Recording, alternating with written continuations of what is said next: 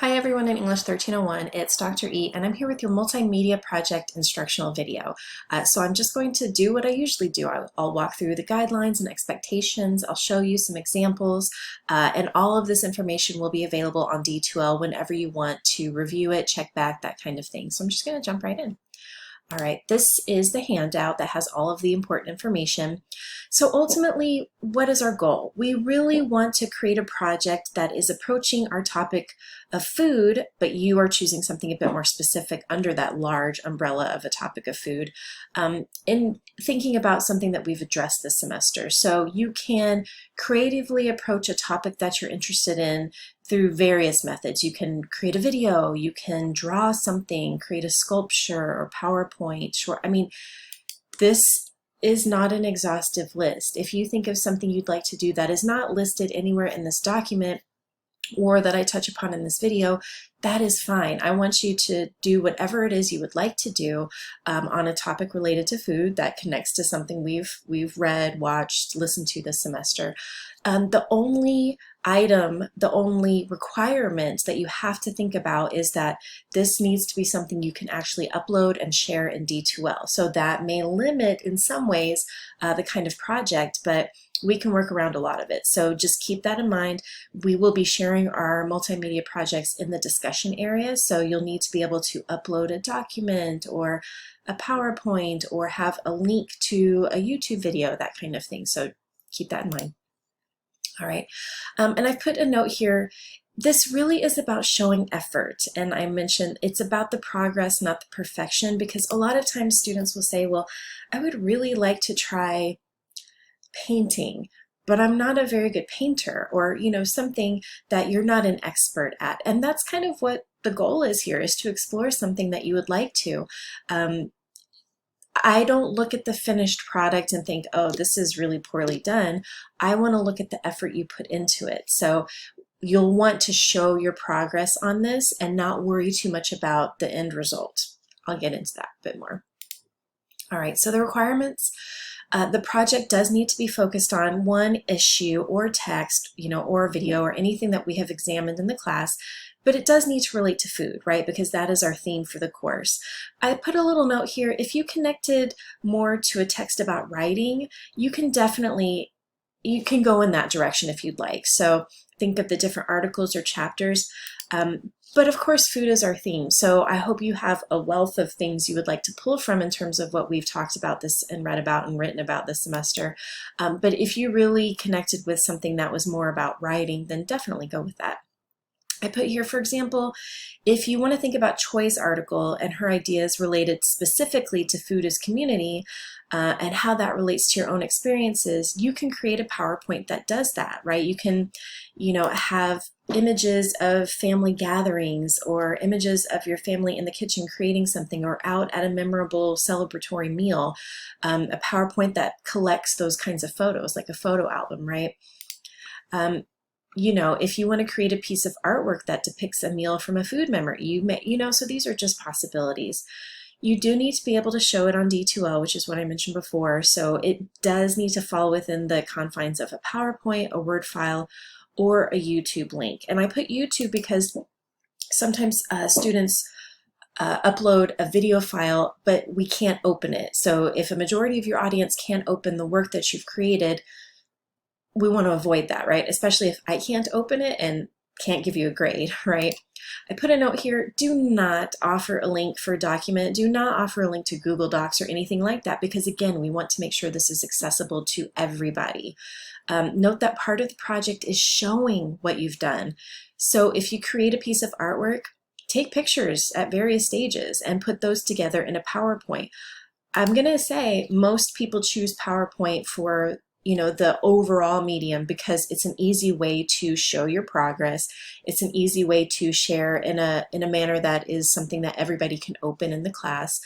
So just keep that in mind. But people also enjoy creating videos or Word files, of course. So if you write a poem, or fan fiction, show your edits and revisions so we can understand, all the work you put into the project. So again, this goes back to showing your effort, okay? So, it's a writing class, y'all, so there's going there's going to be a writing element. So we do have some paragraphs we need to focus on. And in fact, a majority of the grade for this assignment will be part of, those paragraphs are part of that grade. On the left-hand side, I do just have some images here of different projects. I just wanted to show you examples of, this is a progress picture from somebody's PowerPoint. She and her family were making pupusas. This is a progress picture from somebody who was doing an art project. And this is, an image that was put together in a PowerPoint by a student who wanted to write a short story. Okay, I'm going to get into the writing, but I also want to talk about some examples just because that just really helps, right? So the first is based on a literature class, but it gives you an idea. So I'm going to open this YouTube link.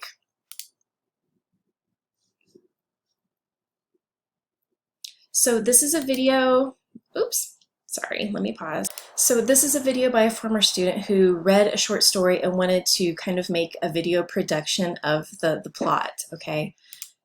So just a quick view. Here we go.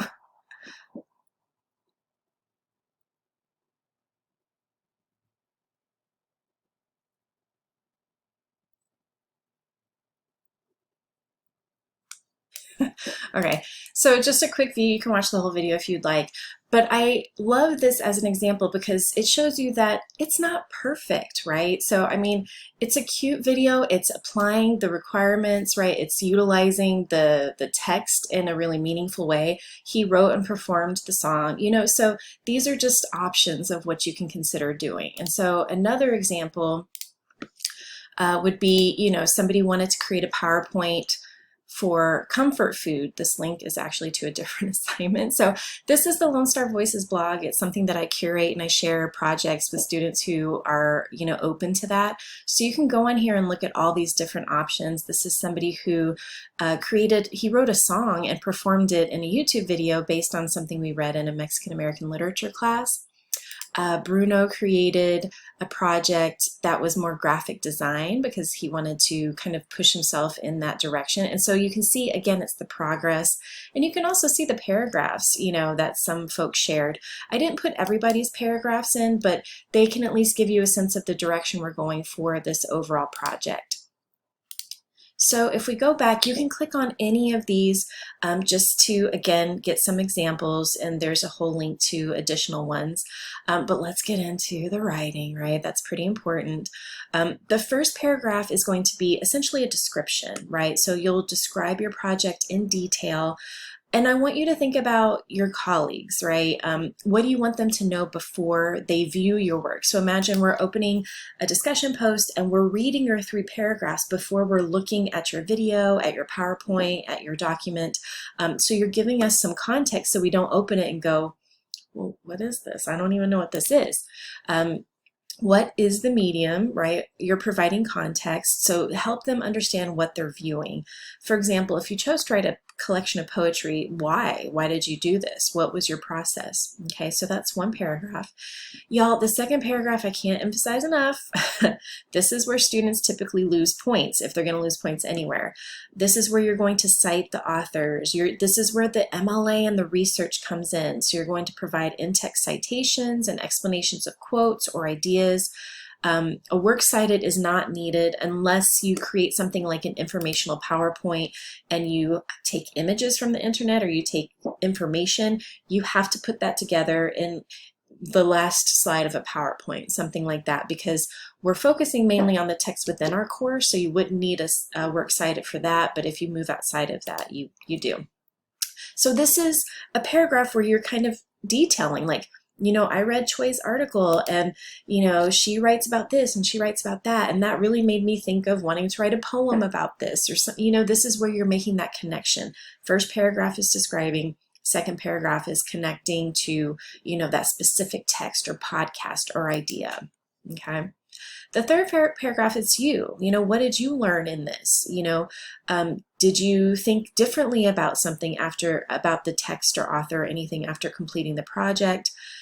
How did the information affect your understanding of the topic? All kinds of, everybody's is going to be a little bit different, but this is where you come into the conversation.